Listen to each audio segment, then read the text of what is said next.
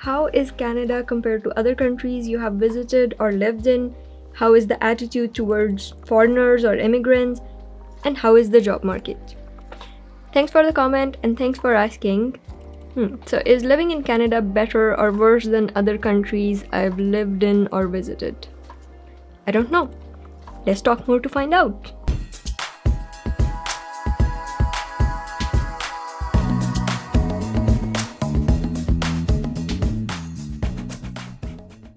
Hello friends, welcome back to my channel. My name is Sadia Khaf. I'm a PhD student in Montreal, Canada, and in today's video we are talking about my life in Turkey 5 years ago versus my life right now in Canada.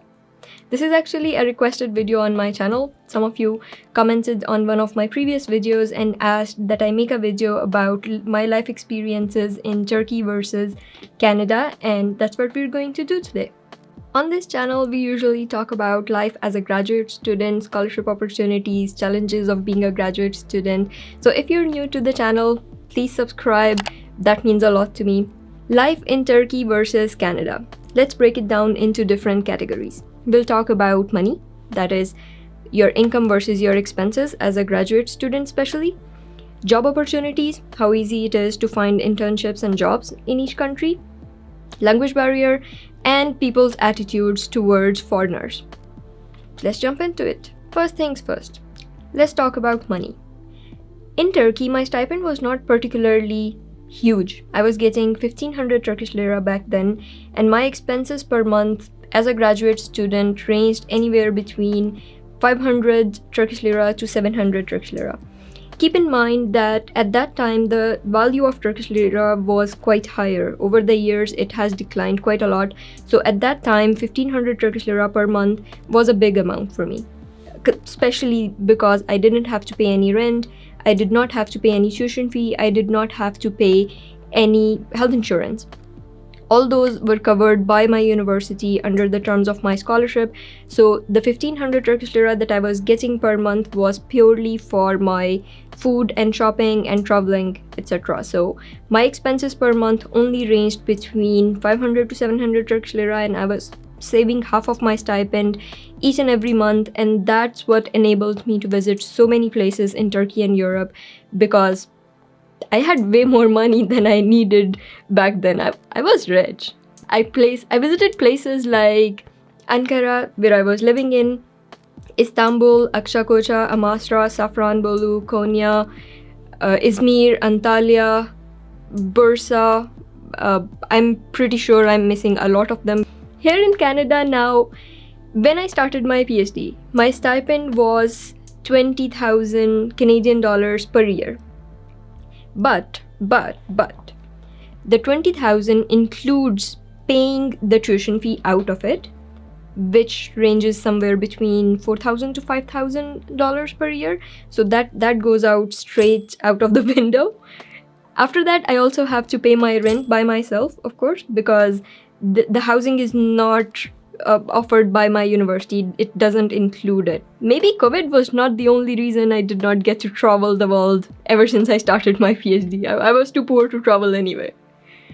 My stipend changed after my first 2 years. I got another scholarship from FRQNT. So now my stipend has increased a little bit from 20,000. I get 21,000 from FRQNT, and I have a little bit bonus amount from my professor on top of that. It's not much, but now I do have maybe a bunch of decent savings at the end of each month, which enable me to buy the kind of gear I want, the kind of chairs that I want to buy. Keep in mind that on your own PhD stipend, you won't be able to support your spouse or your children here. So if you're planning to bring your family here, your spouse will have to work to support your family. But here comes the downside. Job opportunities. In Turkey, if you want to get a job, you need to learn Turkish. Well, we'll talk about it later in the third point, which is language barrier. But in general, there are much less job opportunities in Turkey. Most of my friends who were studying with me in Turkey for master's or for PhD left Turkey at the end of it. When it comes to job opportunities, in Turkey, yes, none of my friends found jobs. Versus here, a lot of my peers before even graduating, had a job offer in their hand, and right after graduating, they started with those companies. Also, here, the language barrier is less. That's my third point that I wanted to discuss with you. If you're coming to any part of Canada other than Quebec, then you're fine with English. You don't have to learn French. You don't really have any sort of language barrier anywhere. But if you're coming to any place in Quebec, there will be some language barrier unless you already speak French. When you're living in a francophone province, everybody will be speaking French. So if you're coming here, better learn French. Same goes for Turkey. If you're going to Ankara, better learn Turkish. If you're going to any place in Turkey, Ankara is pretty much a place where people still speak some English, and Istanbul is definitely a place where people speak a lot of languages. But anywhere else in Turkey, you do need Turkish. I've been learning French for almost 2 years now. For over 2 years now. I started learning in the first semester when I came here. And now I think I do speak passable, decent French. Watch this. Bonjour. Je m'appelle Sadia. Do you speak English? Anglais? Parlez-vous anglais? Yeah.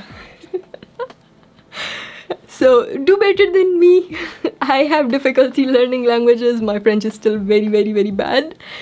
Let's talk about people's attitude towards foreigners. Turkish people are very welcoming. At least in my university, they were.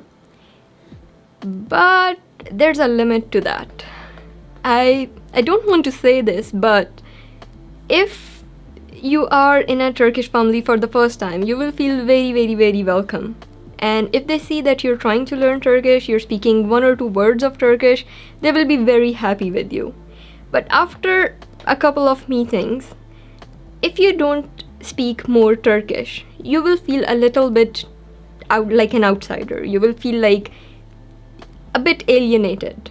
If you're not born Turkish, you're not really Turkish. It might just be in my head, but that's what I felt personally.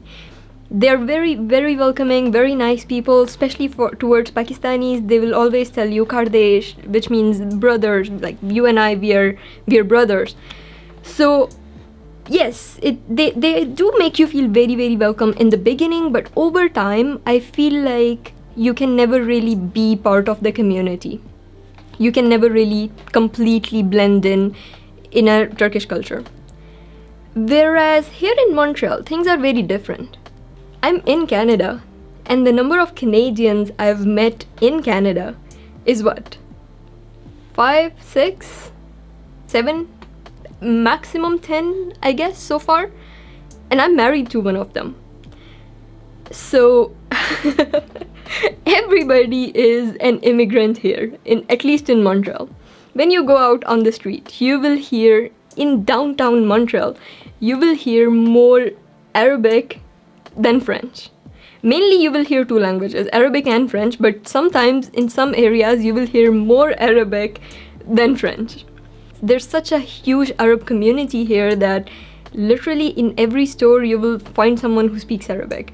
There's also a Chinese community here. The place where I'm learning no, not Chinese. I'm not learning Chinese, although I wish I could.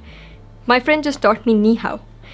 Everybody in my class, 90% people in my class are Chinese, because the place where I'm learning French is in a place in a location called Quartier Chinois, and everything there is Chinese. It's like it's literally Chinatown there.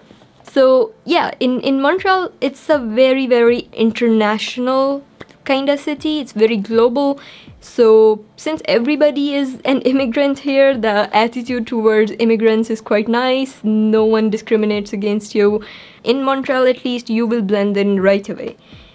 I assume it won't be the case everywhere. It's only the case for big metropolitan cities. But even in other places, Canadians are very nice people. They're very welcoming. They're literally the nicest people I have ever met on the planet, I've ever encountered somewhere. So yeah, attitude towards foreigners is quite nice here, since everybody is nearly a foreigner here. So you won't have to worry about being alienated, being isolated, being away. You can find every type of community here. You want to hang out with Pakistanis, you can find a Pakistani community. You want to hang out with Chinese people, you can find a Chinese community.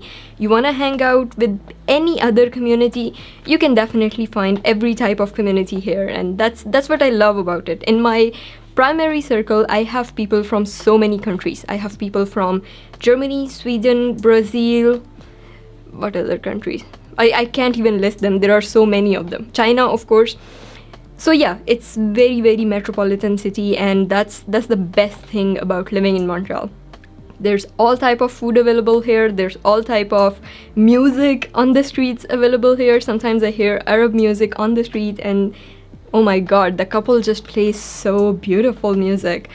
If you have any more questions, please let me know in the comments. If you have lived in any of these countries, please let me know if your experience was the same as mine or if it differs. If you're new to the channel, please subscribe. That means a lot to me. And please let me know in the comment that you just joined my channel. What made you click? What did you like about my video? Because those things just warm my heart so much. They just feel so good when you comment on my videos and you say something nice. It's the best feeling in the world. Thank you so much for commenting on the channel, for asking me questions, because that helps me answer questions from more people, and helping people is just a really nice feeling. So yes, do hit subscribe. Check out my other stuff, my blog posts on my channel. Not on my channel, on my website. I have a website called sadiakhaf.com, and on that website I share all these things, but instead of just blabbering on about it for 15-20 minutes, I write them in a very neat, concise blog post format with headings and bullet points and lists and all. So if you want to read stuff instead of watching it and listening it, go check my website sadiakhaf.com. Subscribe to my newsletter because I share very interesting piece of writings almost every week. At least that's what my friend says. So yes, don't forget to subscribe, like, share this video, and subscribe to my newsletter. See you next time.